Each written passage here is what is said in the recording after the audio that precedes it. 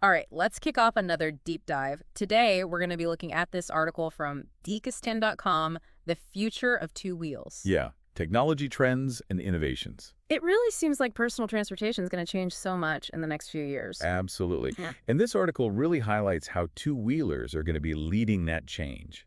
So let's talk about the shift to electric. Seems like everyone's going electric these days, motorcycles and e-bikes too. It's not just a fad, though. This is what consumers want.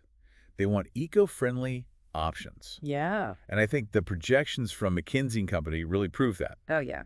Global market for electric two-wheelers is expected to reach, get this, $218 billion by 2030. Whoa, that's massive. Yeah, that means 1 in 3 scooters or motorcycles sold will be electric. Wow. But I mean, what's the big appeal? Is it all about saving the planet? Well, going green is definitely a big plus, but there are some other cool features too. Like what? Electric powertrains give you that instant acceleration. Zip through traffic, no more getting stuck at the lights. Yeah. And of course, electric means no more exhaust fumes, so it's cleaner, quieter cities. Yeah, so many benefits. And I've noticed the designs are getting cooler too.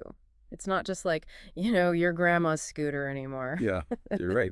There's so much variety out there now. Like, you had these compact e-scooters that are perfect for getting around town. Uh-huh. But you also have these high-performance electric motorcycles that are going head-to-head with, like, the gas-powered bikes, when it comes to the speed and agility. I like that. Best of both worlds. Exciting and good for the planet. And this Bikistan article also talks about all this smart tech being integrated into two-wheelers. Oh, yeah. So things like GPS, smartphone connectivity, real-time diagnostics, like you have a supercomputer on your handlebars. But are these features actually useful? There's so much more than just bells and whistles. They actually change the game in terms of both convenience and safety. Oh, okay. Like, take, for example, ride-by-wire. So this replaces the mechanical link between your throttle and the engine with electronic controls. So what that means for the rider is smoother rides, better throttle response, and you get even better fuel efficiency. That's awesome. What about IMUs? I keep hearing about that, inertial measurement units. Yeah. What are they? Why are they so important? So basically think of it like this. You have these tiny sensors Okay. that track your every move on the bike. Things like your acceleration and your rotation. Oh, wow. So on motorcycles, this is really useful because it measures things like lean angle and braking force. Okay. Then that data gets fed into advanced traction control systems. So if the bike senses you're losing grip, it can actually intervene and keep you safe. So it's like having a little guardian angel, basically. Exactly. Keeps you safe while you're out on the road. There was also something in here about telematics. Is that related to the safety features? Yeah, definitely. Telematic systems are like having this direct line to your vehicle. They give you real-time data on how your bike's performing. They track its location. They can even send you alerts if anything's wrong. It's like peace of mind for riders. Exactly. So we've got these electric powertrains for efficiency and fun, smart tech for safety and performance. What other trends are shaping the future of two wheels? Well, sustainability is another huge focus. Yeah. We're seeing a shift towards these lightweight, eco-friendly materials in motorcycles and e-bike designs. Oh, interesting. So lighter materials mean less energy consumption. Exactly. Fast. Manufacturers are getting so creative with these lightweight composites, things like carbon fiber. Right. Super strong, durable, but much lighter than traditional metals.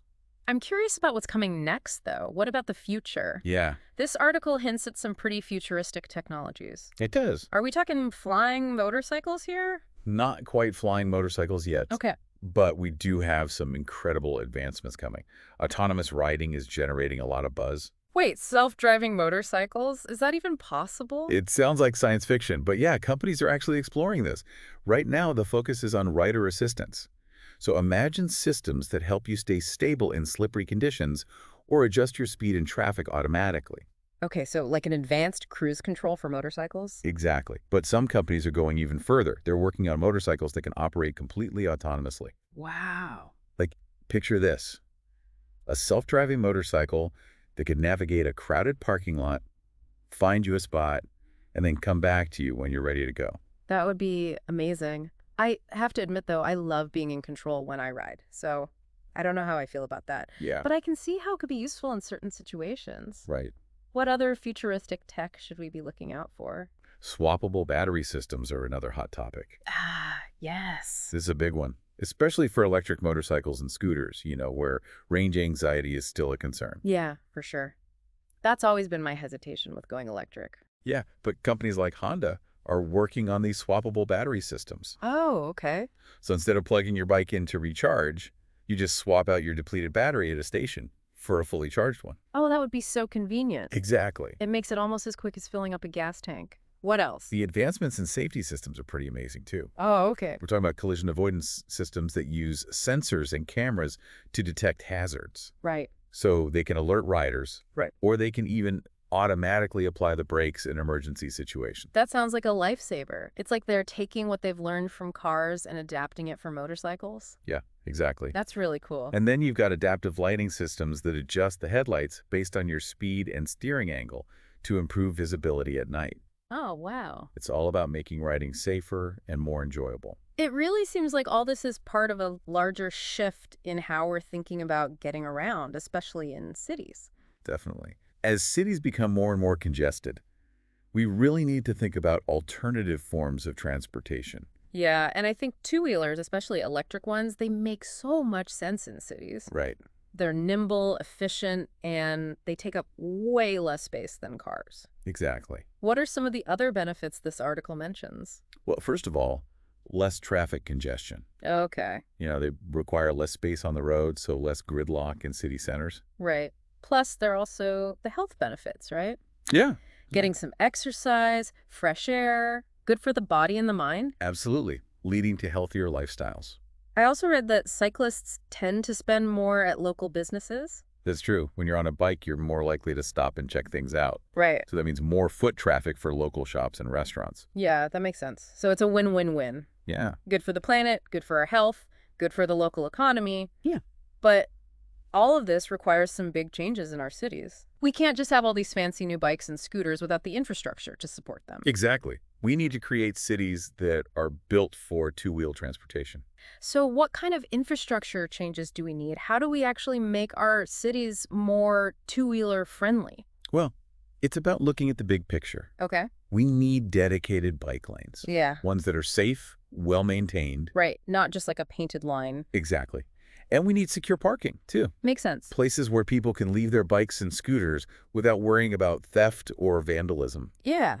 And of course, with electric two-wheelers, you need a network of charging stations. Oh, yeah, for sure. Think about it. Charging stations as common as gas stations. That's a great point. Yeah. It makes me wonder, though, are cities really ready for this kind of transformation? At least where I live, it's so car-centric. Yeah, you're right. How do we change that mindset? How do we make this two-wheeled future a reality? I think we need to see two-wheelers as more than just, recreational or like a last-mile solution. Yeah. It needs to be a real option for everyday commutes and errands. Right, a primary mode of transportation. Exactly. Maybe if we emphasize those benefits we talked about, Yeah. Less traffic, cleaner air, healthier lifestyle, Yeah, absolutely. and the cool designs, the technology. Yeah, it's not just practical, it's cool. Maybe we need some kind of awareness campaign. Hmm. Like, imagine if hopping on your electric scooter or motorcycle was just as normal as getting in your car. I love that vision. It's not just about individuals making the switch, though. Right. Businesses and organizations can help, too. Oh, how so? Think about it. Companies could offer incentives for employees who commute by bike or scooter. Okay. They could even provide shared fleets of electric two-wheelers for running errands or going to meetings. That's a great idea. We see this with cars already with ride-sharing services. Yeah, that makes sense. Adapt that for two-wheeled vehicles. That would definitely get some cars off the road. Exactly. And just imagine the impact on parking. Oh, yeah, especially in crowded areas. Right. It's about making two-wheel transportation convenient, fun, and just part of everyday life. Yeah. Incentivized, integrated. It's really amazing to see all the potential here. It is. This Bikistan article has been really eye-opening. It's a big shift, that's for sure. It seems like we're on the edge of a major change in how we get around. For the better, hopefully. Especially in cities. Yeah, cities are where it's all happening. In so many levels, environmental, social, economic. It really is exciting to think about the possibilities. I want to go back to autonomous riding for a second. Okay. You mentioned it's early days, but what do you think about motorcycles that can drive themselves? It's pretty wild. It's fascinating, isn't it? It is. It raises a lot of questions. You're sure? On one hand, it could make riding accessible to more people. Oh, that's true. People who physically can't ride a traditional motorcycle. Right, people with disabilities. Exactly. Yeah, It's about making that freedom and joy of riding available to everyone. I like that. And from a safety standpoint, Yeah. self-driving features could reduce accidents Yeah, caused by, well, human error. that makes sense. Imagine a system that can react faster than any human. Yeah, but do you think it takes away from the experience, though? That's a good question. That human element of riding.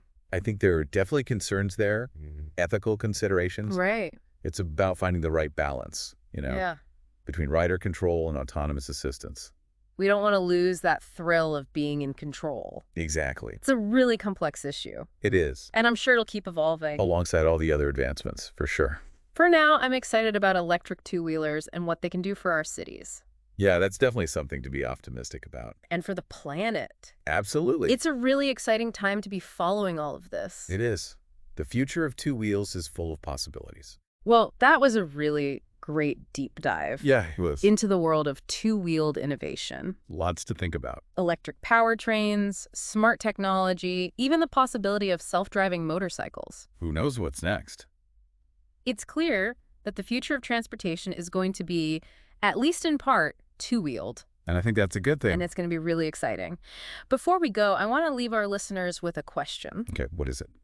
As electric two-wheelers become more common and cities adapt to embrace this change, Yeah.